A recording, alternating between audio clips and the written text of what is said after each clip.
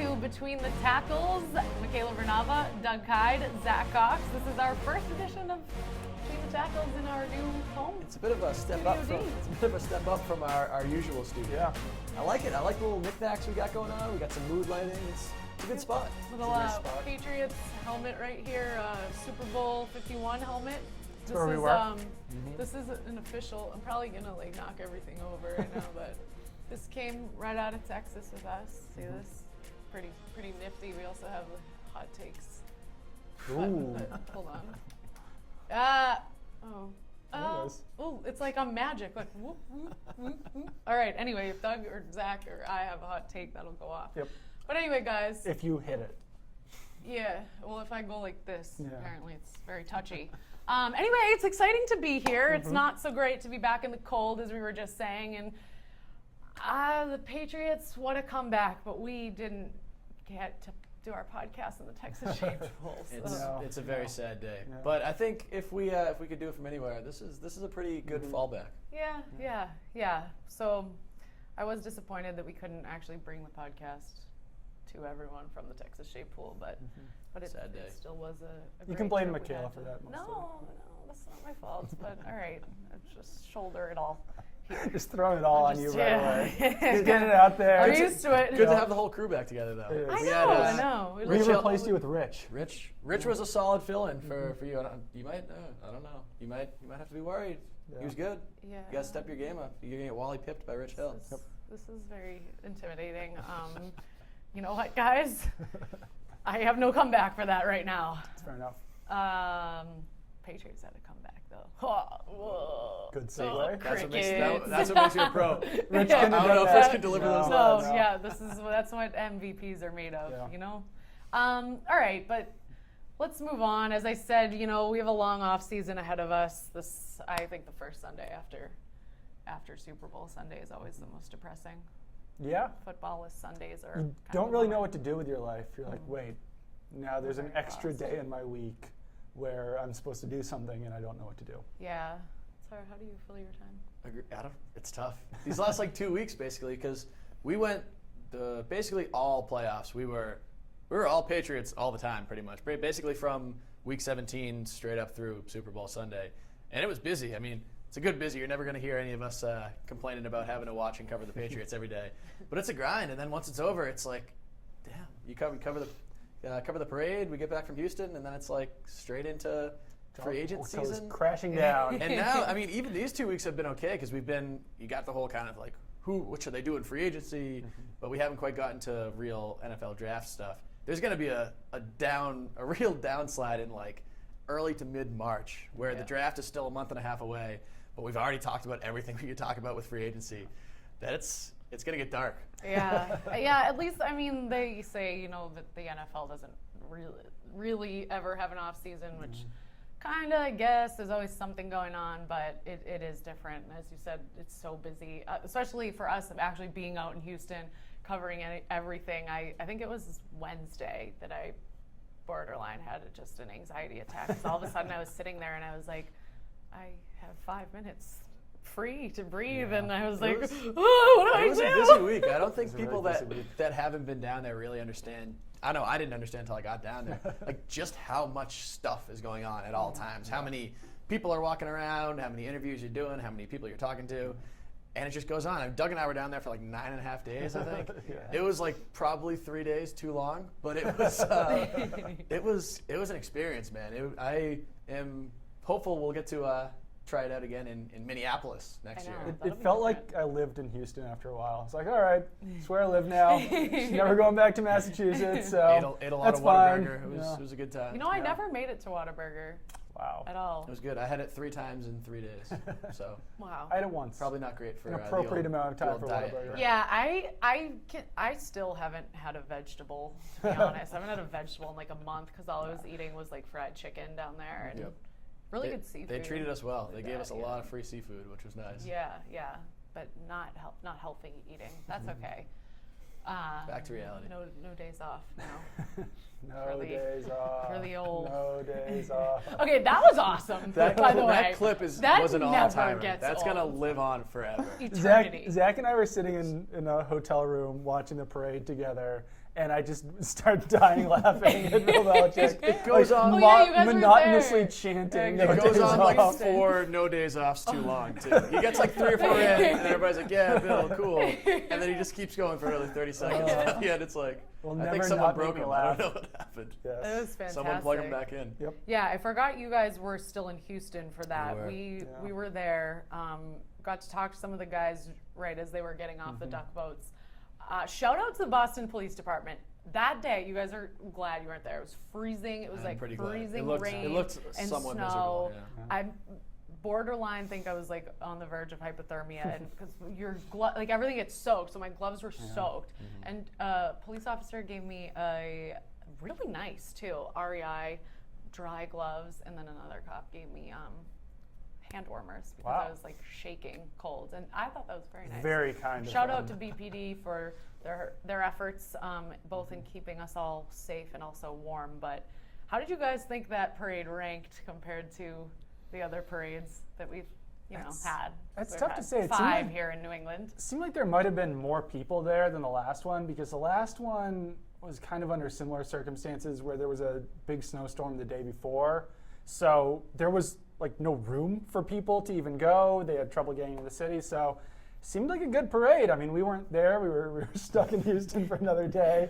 But, from afar, from, 2,000 miles away, it looked like a great time. See, when you look at, if we're going by performances in the actual parade, I think this one was a wider cast than we've seen in years past. The last year it was basically Gronk doing Gronk things and Julian Edelman whipping the flag around on top of the duck boat. This year you had obviously Gronk doing Gronk things. He said he wasn't going to party, and then Patriots fans asked him to, so he said okay. And you saw what ensued. You had Belichick doing his chant. You had LeGarrette Blount just yelling James White, like 7 or 8 And Devin times. McCourty. Everyone was just up there yelling James White. You had Logan Ryan with the "It's Lit" sign and the little bottle of potentially alcoholic beverages.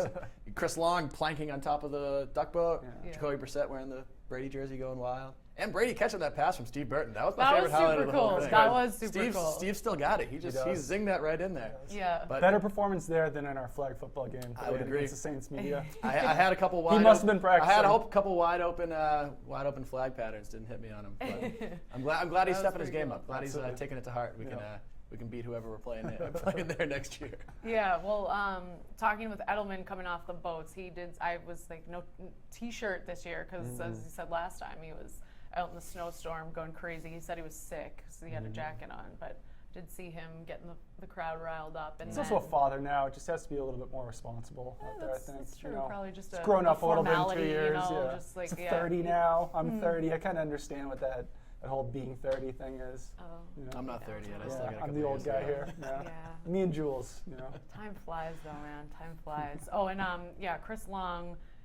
I mean, all the guys were just fired up, and Chris Long was very responsible and told us that he was too intoxicated to do an interview. It was phenomenal. Well, he said on Part of My Take that he did an interview, asked if it was live, and then dropped an F-bomb. So I guess that wasn't a before he got we're the probably job. pretty lucky that he didn't Yeah. go on with us, Yep. especially. You got to be happy for a guy like Chris Long. I mean, being with the Rams for 8 years, they were atrociously bad for like 6 of those 8 years, and they were pretty bad for all 8 of them. He never won more than 7 games. Now he comes here, wins 17 games, and wins a Super Bowl. Like, if you're in that position, you got to enjoy yourself. Meanwhile, Jamie Collins is in Cleveland. That stinks. He's got a ring, though. I mean, could be worse. Yeah. Got a ring, and he's got a bunch of cash in his pocket. He does have a now, lot of so. cash. Yeah, this is true. But certainly was a very fun parade, a very fun comeback. Doug, one thing that you and I had kind of talked about several times this season is where will they hang a 5th banner? And we didn't ever want to bring it up on the podcast because everyone would be, you're jinxing it. So now we reveal. We have pondered this for a very long time because the way it's set up right now at Gillette Stadium is very symmetrical. There's 2 on one side of the Jumbotron thingy and the Gillette sign and 2 on the other side. So now what? They can't put 3 on one side. And It's a like good they problem to converge have, it. but Yeah. I think they have to move everything somewhere else at this point. Just find an open space for that either was 3 or 5. This is a new spot for the 4 too, because when they only had 3, they had them hanging over the those little walkway deals that they have, the big zigzag things. And once they added the fourth, they moved them over to their What big current zigzag place. things? You know the big walkways that like go up and down, the- like yeah. the Okay, one the where you big can like the zigzag standing things, room yeah. where you can stand and watch the game from. They had them hanging from those, and then they had the terrible 16-0 banner hanging from the other side of the stadium that they finally took down a couple of years ago, which was It's a bad a look. little it was a very bad look. But yeah, that's definitely a good problem to have. Another thing we talked about all year was a litmus test. I think the Patriots finally passed. Oh, the they litmus test. passed! Yeah. I would say so. I would say Yeah, so. I big think- standing O. I think we Their- said their litmus test defense- in every single podcast we did. this year. I we should couldn't go break the back and look, streak. yeah. So they passed the litmus test. The defense is Were good. they legit? Their defense Were they is good good. enough to win a Super Bowl? And they've played a legitimate quarterback. I think we can say those three things for sure at this point. Their defense was good enough to win a Super Bowl Finally. because they won a Super Bowl. We literally talked about the litmus test of the defense all season long. Yep, they So passed Patriots it. fans, yeah. Yeah. No one believed, but Doug Kyde, All he year. knew it all All along. year. It's not a belief thing either. He saw it. I Doug did. went I to did. war with Eye. Ooh. many a Twitter troll Yeah. over this subject. Yeah. Yes. There would be like one play every first half of every game where like a million people on Twitter would just start screaming at me because the defense was so bad. But then by the end of the game, they would have only let up 17 points, and then I'd be like, well, this is what happened. And then, yeah, so Like, people oh, are having Trevor fun. with Siemian, stuff. oh, Yeah. whatever. Ryan Fitzpatrick.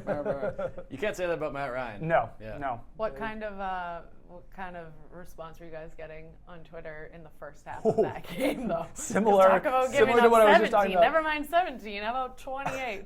I wanted to like make some jokes during Lady Gaga, have some fun on Twitter. People were not having it. People were not having any of my jokes. They were very mad at me about the defense because I told them all season that it was good, and then didn't look that good during the first half. Couldn't have very much fun at halftime, but you know, What did you want to say It's about swung. Lady Gaga? Did I you- don't know at this point. My jokes are like 11 days old at this point. Oh, so I was you know, curious. Yeah, I don't know. Maybe I'll try to think of one now. Think back Yeah, and I mean, to Saturdays. throughout that, I think if anybody says that they had faith that the Patriots could come back and win that game, I think they're dirty, dirty liars. Okay, 'Cause we I were- am a very honest I person. tweeted out I my- will tell you right now, I had a gut, and I swear to God, I don't believe you. and I'm a very religious person. I don't swear to God, and I swear. Okay, I swear. Let's talk about it because there's definitely a few other people out there. I'm not saying I had full faith. Yes. But Well, there I was wasn't saying something it was completely that I impossible. was like- but This could happen. I When it was 28-3, I wasn't, you know, but I was like, it might. after I what, do really well at articulating. 21-3, Yeah, I was very I much was so. still like, all right, whatever. They had a couple bad breaks. Like, if not for LeGarrette Blount's fumble and the pick six, maybe this could be like a 10-point game. It wouldn't be that bad. Once they came down and scored that fourth touchdown, I thought they were done. I sent out my blouses tweet about a quarter and a half too early, which I'll wear. I'm sorry. I called the game for the Falcons, and the Falcons did not win the game. Yeah. But yeah, it was crazy, man. Just being in that, because where we were set up in NRG Stadium, there's obviously so many media members at the Super Bowl that they can't fit them all into the traditional press box. So they put myself, Doug, and about 150 other reporters in. They called it the auxiliary press box, which is basically just like an entire corner of the upper deck. They put some tables down, and that was where we sat the whole game. So we were basically, and there were fans in front of us and behind us. So we were basically in the middle of the crowd the entire time, which I liked. It was awesome. It was It was fun, the loudest sporting event I've ever been to in my entire Yeah, life. it's great. It was crazy. And just to see the crowd was so dead, because it was a pro Patriots crowd. I think there were more Falcons fans there than they're getting credit for. Yeah. And But they got loud they when did the get Falcons went up. They got very loud. But then once they went up and everybody just kind of resigned themselves to like, man, I guess this is what's happening. Then it's just to feel the momentum turn in the stadium as the Dante Hightower strip sack, as the Patriots just started mounting all those touchdown drives, to have it swing and to be like right in the middle of it and trying to convey it on Twitter and trying to write our postgame stories and trying to do our live blog. It was crazy. It was a whirlwind in there. I felt like I came out of the game and the fourth quarter was just like a blur. Like, especially the 2-point conversions, I like didn't even register that they happened. Because I'm like trying to write about the touchdown happening, and I just look up and I'm like, oh, cool, they got the 2-point conversion. Like, I didn't think until like an hour later. I was like, they got 2-point conversions in this game. Yeah. And it later came out, I can't remember who first shared the stat, but that was the first time they've done so since 1996. It's wild. Which is nuts. Like, it's almost beyond comprehension, the comeback. It really is. Even when you, I don't know, you look back at it, it's been, what, a week and a half, almost 2 weeks now. And it's still crazy to think that that actually happened. Mohamed Sanu was very confident that whole game. Yeah. He was talking some trash to Logan Ryan during the game, and he was really very confident when talking to Julio Jones on the sideline, and kind of came back to bite him a little bit. All right, well, here we go. We will segue because I know everyone's been talking a lot about the Super Bowl. It's exciting here in New England. But at the parade, everyone couldn't even have a parade and enjoy 5. The entire crowd was saying, we want 6. So everyone's already on to the 6th ring here in New England. Nope, Yeah, no days off. Everyone wants 6. And if they are going to get 6, they're going to need to either nail down or figure out some way to replace the lot of free agents that they have. So let's talk about some of them.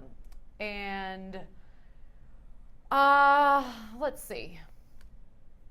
Doug, you wrote a nice article on NESN.com that everyone should check out.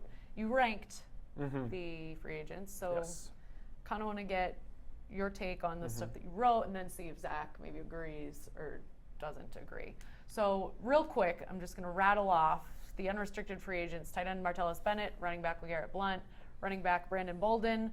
All right, I'm not going to say the positions because Alan Branch, James Devlin, Michael Floyd, Duron Harmon, Dante Hightower, Chris Long, Markevius Mingo, Logan Ryan, Greg Scruggs, Jabal Sheard, and then restricted free agents Malcolm Butler and Cameron Fleming. So your number one priority, you think, needs to be Dante Hightower? That is correct. Yeah, I mean, he's just so important to the defense. He's a defensive captain.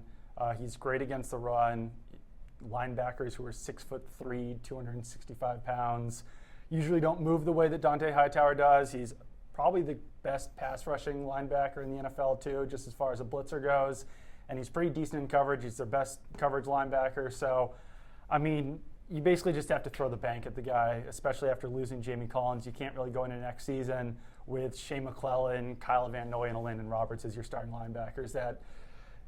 It kind of brings back 2011, 2010 when their linebackers were, Tully Banta-Kane and Gary Guyton, and there were some dark days there for the Patriots linebackers after the Teddy Bruschi, Mike Vrabel era. So you can't go back to that. You need Dante Hightower there in the middle. And even if you have to franchise him, I think you need to bring him back for 2017 to just make another run at this thing. Because, how much longer is Tom Brady going to be around? How much longer is Bill Belichick going to be around? You need these guys around. You've already lost Chandler Jones and Jamie Collins. He's that level of talent, so you need to bring him back. So, but you say they need to throw the bank at them, and we know that the Patriots aren't exactly known for throwing the bank at anyone. After they won Super Bowl 49, I think most people in New England were saying throw the bank at Darrelle Revis, and there's no way they're going to win another one without him. Of course, they did not do that, and now fast forward, that was a good decision. Do you think that they will either throw the bank at Hightower? I compare Hightower more to Devin McCourty, who was a free agent the same offseason, and they did throw the bank at him. So I think that that's a similar situation that you're talking about here, where they probably will be willing to pay a little bit more for a guy like Hightower. The cap's going to go up. They've got over $60 million in cap space, so it's not as if they don't have room for this guy. They know who he is. He's been in the system forever. He's a team-first guy. He's not complaining to the coaching staff that he's not getting enough blitzing opportunities. So I think that this is a situation like McCourty where it could come down to the wire, and maybe there's some fear, as that March 9th, 4 p.m. deadline comes, that they won't get him. But I think ultimately they need to, and I think ultimately they will. Zach, what do you think? Is he number one on the list? I agree. He is most certainly number one, a little bit above Malcolm Butler. I think those two players are the most important players on this defense, with the exception of Devin McCourty, who they're not going to have to worry about for a good while. He's locked up for another few years. They're going to have to pay a lot to get Dante Hightower. We saw the deal Jamie Collins got, 4 years, $50 million. I think Hightower's a better player than Collins. I think he's going to make more money than Collins. And I think just with the Patriots, they're good at picking up kind of scrap heap guys and plugging them into to secondary roles. But I don't think starting middle linebacker is a scrap heap kind of job. You can't pluck a Shea McClellan or a Kyle Van Noy, who they made some good contributions to this team this year, but they were in kind of secondary roles. Same with Landon Roberts, the rookie. I think Dante Hightower's the linchpin that really just pulls this entire defense together. You take him out, and it's just like it's anarchy. I don't know who. They don't have anybody on this roster who could even come close to filling this spot. You talked about with Darrelle Revis. They had Malcolm Butler, who obviously wasn't anywhere near the established player he is now, but you had to know that they thought that he could get to this. Maybe even not this point. But they thought that he could be a number one cornerback. They don't have anybody on their roster who can even come close to filling Hightower's role right now. And I think they need to bring him back. I think that you could potentially make comparisons between Malcolm Butler in 2015 and maybe a Landon Roberts in 2017. But it's not the same because a Landon Roberts is not the blitzer that Hightower is. And he really struggles in coverage when he's asked to do the similar things that Hightower is, covering guys out in the flat and even getting downfield. At this point, he's a pretty one-dimensional player. I know he made some big plays earlier in the year when basically right after Jamie Collins was traded and right before.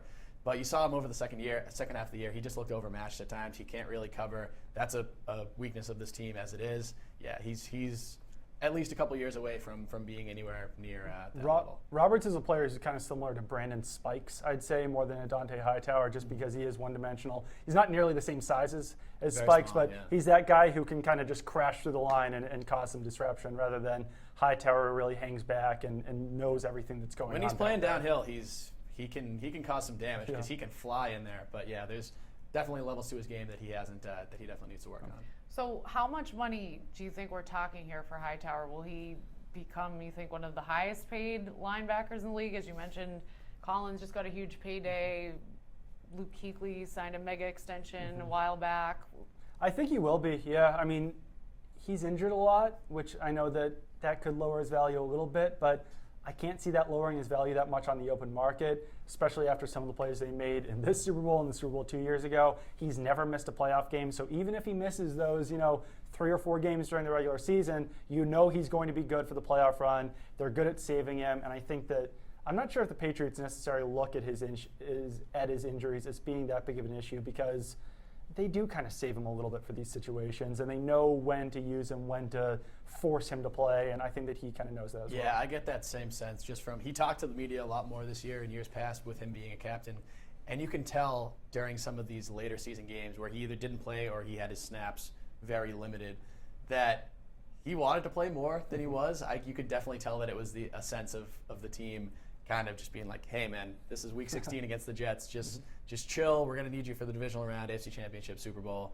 Just hang back for now. Get out there, play a little bit, but we're going to need you full strength for the playoff run. And he absolutely was, as we saw in the Super Bowl. And yeah, he made such an impact in both these Super Bowl wins. Of course, the Malcolm Butler play back in Super Bowl 49 wouldn't really have happened likely if without Hightower didn't his stop coverage. Lynch, Yeah. So that is a good segue into Malcolm Butler. So you guys both would have him as second on the priority list. You could probably make an argument that he would be number one if he was an unrestricted free agent like Hightower. But since he's a restricted free agent, it just gives the Patriots so much more leverage with him, because for people who don't know unrestricted free agents, you either tender him as a first-round pick, a second-round pick, or an original round tender.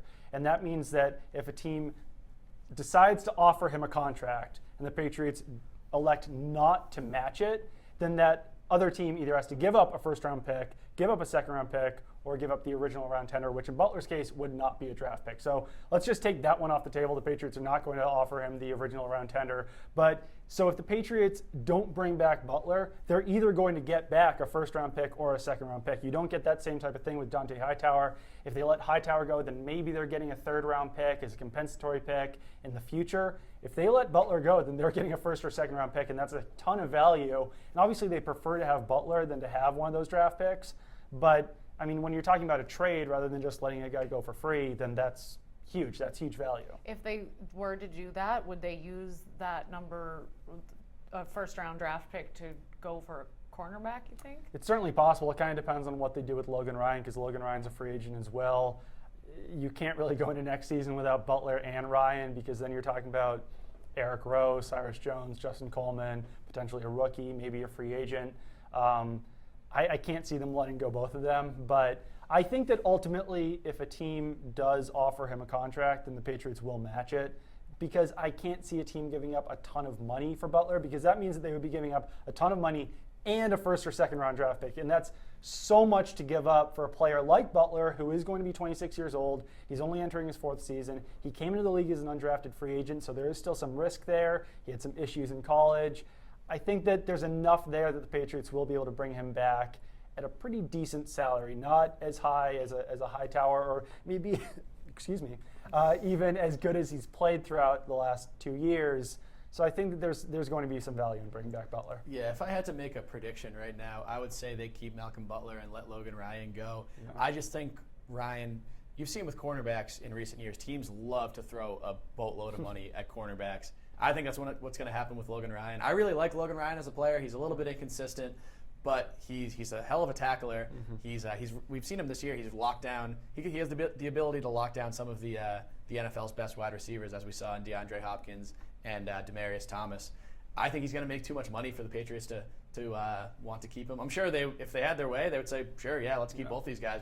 We've got a good thing going on. But I don't think they can afford to pay both him and Butler, and if they had to take the pick between the two, I think they're going Butler. I think that if there's one thing going in the Patriots' favor with Logan Ryan, and I do agree with you that he's probably going to make more money than the Patriots are going to be willing to pay him, but if other teams view him as a slot cornerback rather than an outside cornerback, then maybe they won't be willing to give him that Janoris Jenkins type money where he's getting $10 million a year. And then if you're talking about, $8 million a year, maybe they do bring back Ryan. It also kind of depends on him. If he wants to keep winning Super Bowls, then he's going to want to come back here. He's got a great relationship with Devin McCourty, Steve Belichick, who's the Patriots safeties coach.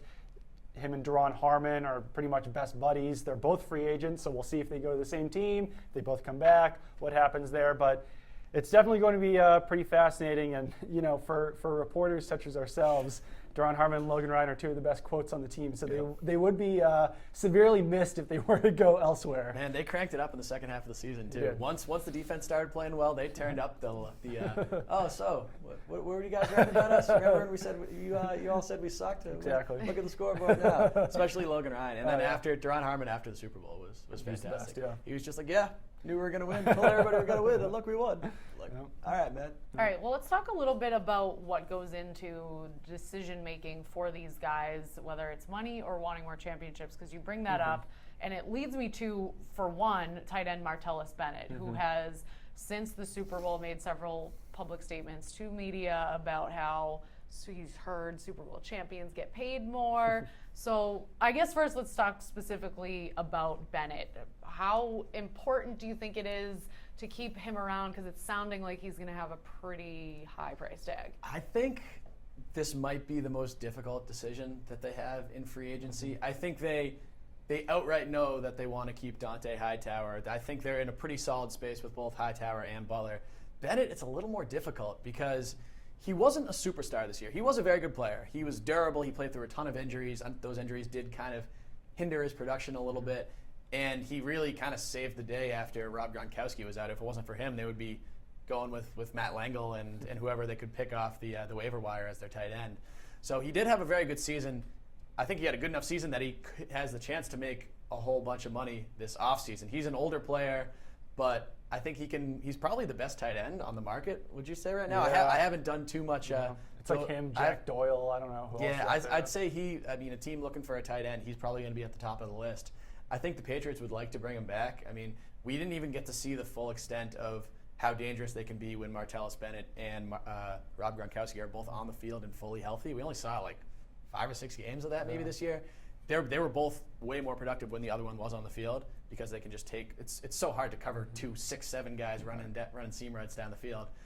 But Martellus Bennett said, he said they tend to overpay Super Bowl champions, and it's going to be – I don't know, it might come up to be up to him whether he wants to take an extra couple $1 million a year to play for the Dolphins or whether he wants to stick around and have a chance to win another Super Bowl. Well, that's the thing. Now that he has that ring, it seems like he might want to go with the money and run. And he already has one ring. So he's just to touch on something you did just bring up is how threatening it is when both Gronk and Bennett are on the field, but Bennett alone. What team out there do you think would pay a huge hefty paycheck for just Bennett?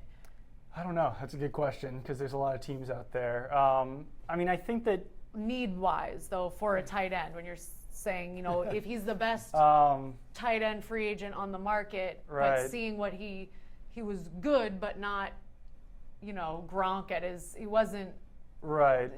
Yeah, I mean, I don't know if you can trust him to be Gronk, because he's only really had one season of that, where he had 900 yards with the Bears one year. Otherwise, he's been like a 600 or 700 yard guy. He's a great versatile tight end, great blocker, great receiver, but he hasn't been that absolutely dominant force, and he certainly wasn't this season with the Patriots. Like you said, it was a lot of injuries. I would say that with Bennett, one thing that's interesting to keep in mind is maybe not the franchise tag, but the transition tag. That's another option for teams where the contract would be upwards of $7.7 million for 1 year. It would probably be around $8 million, but that would lock him up for one season unless another team offered him a contract, and then the Patriots would have the right of first refusal for that contract. So to get Martellus Bennett back here for one season at around $8 million would be a pretty decent value, especially with a guy like Bennett who has had some issues in the past with other teams as far as personality goes, gelling with his teammates, and that certainly wasn't an issue in 2016, but as Bennett hangs around a team longer, those issues kind of start to percolate a little bit. So I think that that's actually an interesting choice for the Patriots. If they did want to slap that transition tag on him, then that would give them the option of bringing him back for $8 million next season. But if another team wanted him and the Patriots weren't willing to give him that type of contract, then they could kind of let him go. Do you guys think that the way he's talking is maybe a little overconfident, that he's maybe overvaluing himself, and that maybe this isn't really something that the Patriots will have to worry about? Maybe they will just get him at whatever price they feel like paying. I think for that was him. just Marty being Marty. Yeah. Kind of, he's risen to the Manny Ramirez level this season, where he was so excited to actually win this Super Bowl. You could tell he talked about it all season, how he claimed all season he'd never even been to the playoffs before. Obviously, that wasn't technically true, but how much he wanted to win this game. I think he was just most of those comments came either right immediately after the Super Bowl or right after the parade. So he's still kind of riding high after all that. I feel like obviously I can't get into his mind, but I feel like that was just kind of in the moment kind of stuff. And then once all that happened, he would kind of take a step back, reevaluate his options, and see where the Patriots would go with this. But there is a report that he turned down a $10 million contract before the season. So, yeah, I mean, paying more than $10 million for your number 2 tight end it's pretty crazy. Not something most NFL teams do. And if they were willing to pay him $10 million, and maybe that franchise tag or the transition tag certainly isn't out of the question to just bring him back for 1 year. And he's getting up there in age, too. I know that tight ends usually last a long time. Guys like Tony Gonzalez and Antonio Gates last until they were in their mid to late 30s. But, Bennett's going to be 30 years old next season. Maybe you don't want to lock him up to a 4 or 5 year deal. Well, looking at the rest of this list, who do you guys think the Patriots just cannot let go? And maybe I'm not asking who's the best player, but for their needs, who do they need to keep around? Well, let's see. Looking at this list, just some, other than those guys that we just some general thought. I don't think there are any must-keep guys on this list other than Hightower and probably Butler. But if you look down further on this list, there's guys. Alan Branch had a fantastic season this year. He was the most underrated player on the team. If not the whole team, definitely at least the defense. He's going to be 32. That's getting up there for a guy who plays in the trenches. But I think if they could get him back for a relatively good deal, I think he would be worth bringing back. I think James Devlin would be worth bringing back. They can probably bring him back cheap. Bill Belichick loves fullbacks. Michael Floyd, I think, would be a really good option to bring back at wide receiver. He obviously wasn't too productive. He had that one really good game in Miami in Week 17, but he was inactive for most of the playoffs. I think that was just a case of he came into the season too late, and it was a little too much to grasp. But I can see the Patriots cutting Danny Amendola, who I believe is owed $6 million next year. Amendola obviously had a fantastic Super Bowl, but with the production, I don't think that really warrants that big of a price tag. They bring back Michael Floyd, who still has to kind of prove himself after the DUI, after the kind of messy breakup in Arizona. I think they could get him cheap. Get rid of Amendola. That might be. I think that Branch is the big guy, though. I think that just because he is going to be 32 or 33 years old, he's been in the league for a long time. As you said, he was probably the most underrated player on the Patriots defense, and I think that other teams, that might be the case for other teams too. I don't think that he's going to be a guy that's going to be fetching a $5 million contract or anything. I think that they can bring him back on a deal pretty similar to the one that he was already under, which was $2.5 million, a little under $3 million, and to bring that guy back for 2 or 3 seasons, to really solidify that interior line, I think would be huge. Especially with the youth they have elsewhere on the interior line.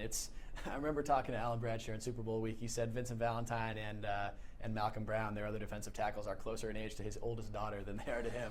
They'll both be 23 when the season starts. Yeah. 10 years younger than Alan Branch, and those players were both they were both solid players this season. But it's nice to have some veteran leadership in that group. Which guy do you think would be the best value in terms of someone, say like a Chris Long, who, as you said, he finally has won his Super Bowl ring after being on a team that struggled for so long, who might be willing to take less money than they're possibly worth on the market just to stick around with the Patriots and chase another title?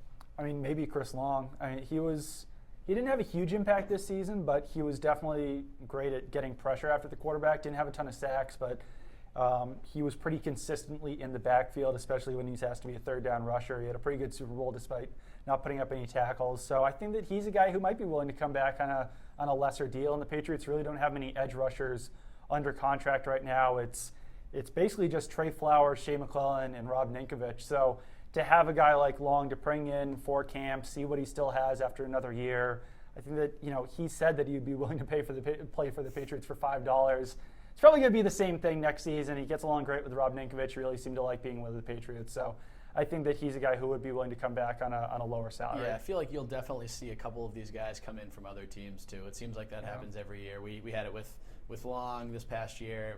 Terrence Knighton tried to do the same thing. Obviously didn't work out. Donald Brown, Nate Washington. They bring in a lot of these guys that are nearing the end of their careers. They'll say, "Hey, this is the best team, the best chance I have to win a ring." And I think there are some. I can't remember who mentioned. I think it was Bill Barnwell from ESPN who mentioned maybe Calais Campbell from the Arizona Cardinals. I almost said Arizona Coyotes for some reason. You had NHL on the brain now. It's hockey season. But yeah, a guy like that who can kind of fill that Chris Long role. Basically the same thing Chris Long did last year. Had all this success, was a pretty productive player for some teams that didn't really win. Come here, maybe he can bring that. So.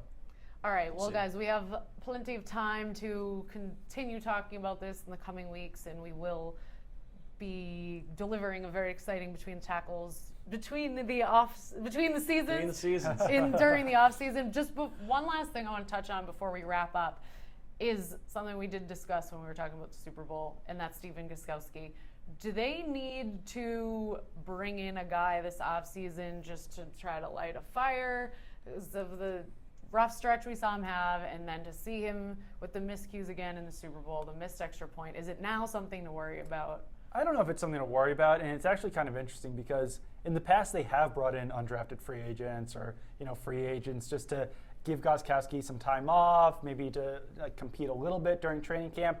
But now if they do that this offseason, then it does look like they're actually pushing Gostkowski a little bit and saying, hey, maybe this job is up for grabs. So it'll be really interesting because if they do bring a guy in, then that becomes a story. Mm-hmm. And in the past, that hasn't been a story when they bring in, they had a UMass kicker, I forgot what his name was, but for a couple seasons in a row where they'd bring him in during training camp. So I don't know. I probably would just to push him a little bit, give him some competition. Who knows with these undrafted kickers, sometimes they wind up being great players, but it's pretty difficult to cut Steven Gostkowski at this point given his contract. So I don't know if anything would actually even happen, but it might be worth pushing him a little bit. Yeah, I agree. I think it's definitely worthwhile. Just after the season that he had, he never really, I think we said 2 or 3 times that he kind of righted the ship, and now he's good, and then he'll be good for 3 or 4 games, and then he'd have some struggles again. It was uncharacteristic going back over the course of his career, but just with the season he had, I don't think it can hurt to bring an extra kicker or 2, at least in for camp, at least just to see what he's got, kind of push Gostkowski a little bit. I mean, we've seen kickers lose games for teams, and that's when we were talking about whether or not you had faith that the Patriots could make a comeback.